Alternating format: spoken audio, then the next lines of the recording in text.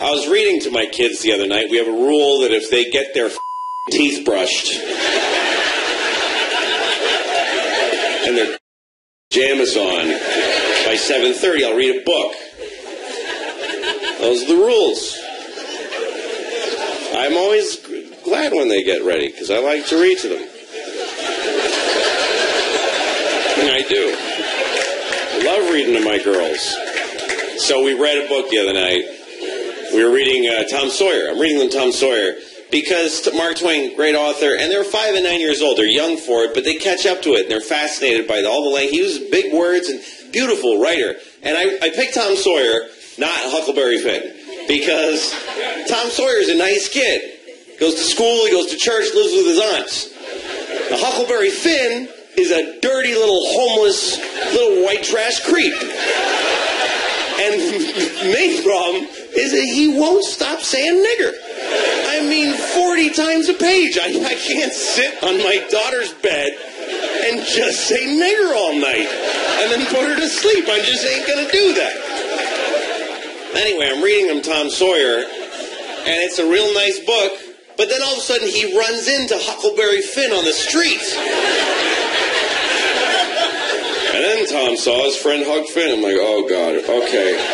All right, let's take it easy here, fellas. Let's just have a nice, quiet conversation here. Let's see how this goes. Huckleberry Finn was carrying a dead cat. It's not a good sign. He's walking around with a dead cat. Tom Sawyer says, what you doing with a dead cat, Huck? Huck Finn says, gonna cure my warts. All right. My kids are fascinated. Who told you could cure warts with a dead cat? Well, Tom Wilson did it. He learned it from Jack Johnson, who learned it from some nigger down the street. Oh, God. All right, girls, listen. Here's the thing. America... People would say this word, and it's not a good word, and I don't know why. I'm sounding like Bill Cosby right now. But people used to say this word, and this is not a nice word to say. And so we remembered. I told the girls, these boys are racists. These boys are racists, and they're not nice boys.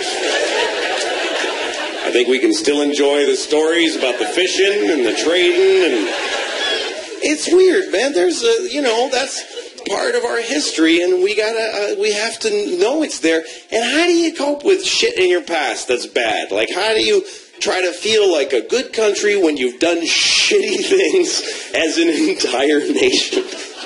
How do you take your past and still feel good? When I was 8 years old, I showed my girl with lived down the street. And I got to walk around living with that every day. I got to wake up as that guy. I was 8. If I did it yesterday, it would be considered a lot worse.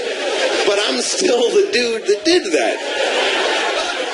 I was just a kid, but this is still the that I showed to the girl with by the dumpster behind Kentucky Fried Chicken. That happened. Those were my values at 8 years old. And I know that's an awkward thing to equate to slavery in America, but it's kind of the same thing.